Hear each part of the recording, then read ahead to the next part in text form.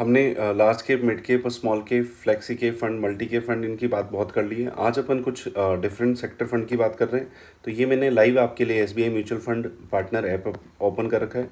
इसमें ये मेरे इन्वेस्टर्स हैं बहुत सारे, और ये इन्वेस्ट वाला पार्ट है। इसमें फर्स्ट जो ऑप्शन है वो आपके पास दिख रहा है एनएफओ। एनएफओ मतलब होता है new fund offer.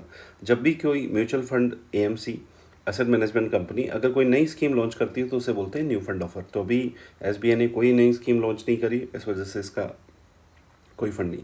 All funds categories में ये सारी कैटेगरी को इंक्लूड करता है ऑब्वियसली। एक होती है इक्विटी, दूसरा होता है डेट, जिसके बारे में अपन डिस्कस कर चुके हैं। इन दोनों का मिक्स होता है, उसे अपन बोलते हैं हाइब्रिड।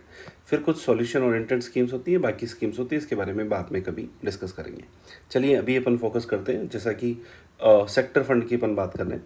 तो इक्विटी में पहला ही फंड ये जो खुला है, ये सेक्टर फंड है। सेक्टर फंड का मतलब ये सेक्टर स्पेसिफिक होता है, किसी पर्टिकुलर कंपनी में ही इन्वेस्ट करेगा, पर्टिकुलर सेक्टर की कंपनी में इन्वेस्ट करेगा। जैसे बैंकिंग और फाइनेंस है, तो बैंकिंग और फाइनेंस से रिलेटेड कंपनीज है, उनमें इन्वेस्ट करेगा। और इसको अपन ओपन करते हैं तो ये अभी सिंस इंसेप्शन 12.79% का रिटर्न दिखा रखे हैं। मैंने आपको पहले ही बोल दिया कि म्यूचुअल फंड सारी जितनी भी सेविंग इंस्ट्रूमेंट्स हैं उनको बीट करता है इन्फ्लेशन के मामले में।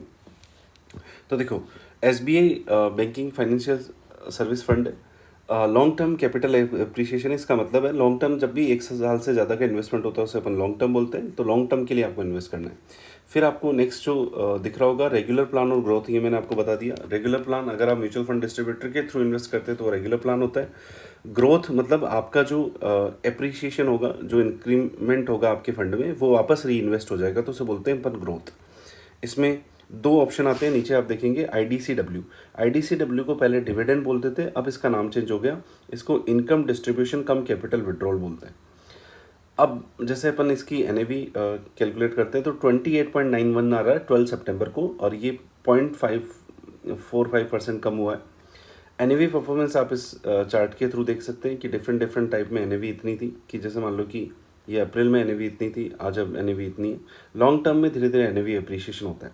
1 साल के अंदर इसके रिटर्न की बात करें तो 8.68 आया। सेबी ने बोला है कि 10,000 पे रिटर्न दिखाओ उनको एग्जाम्पल के साथ, और CAGR ही कैलकुलेट करो, क्योंकि बाइक की सेविंग इंस्ट्रूमेंट CAGR कैलकुलेट करते हैं।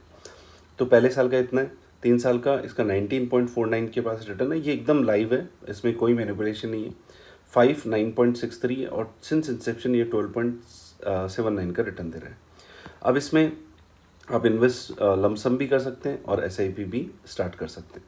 बट मैं अब इसमें अपन देखते हैं कि ये फंड मैनेजर जो इसको मैनेज कर रहे हैं वो मिलिंद अग्रवाल है, ठीक है। और जैसे जैसे फंड का AUM बढ़ता जाता है वैसे वैसे आपका एक्सपेंस रेशियो कम होता जाता है। तो ये मिलिंद अग्रवाल अगस्त 2019 से इसको मैनेज कर रहे हैं, और इसका AUM जो हुआ है वो असेट अंडर मैनेजमेंट वो 4,203 करोड़ रुपए है। तो इसमें इतना पैसा लगा हुआ है, इसको ये मैनेज कर रहे हैं। और ये फंड कैटेगरी आपको इक्विटी आ गया। मिनिमम SIP अमाउंट आप 500 रुपये डाल सकते हैं। इस पर्टिकुलर फंड में जो लमसम अमाउंट है वो 5,000 रुपीज़ है। लमसम अमाउंट वैसे 1,000 रुपीज़ भी है।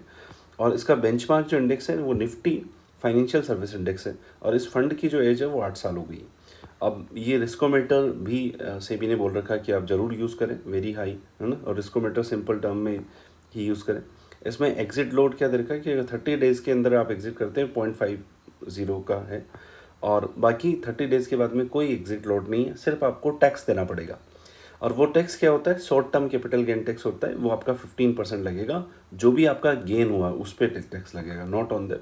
और ये पोर्टफोलियो होल्डिंग आप देख सकते हैं, ये बैंकिंग रिलेटेड कंपनीज में इन्वेस्ट कर रहा है, जैसे SDFC, ICICI, state bank, axis, SBI, बंधन bank, credit axis, Mahindra and Mahindra, housing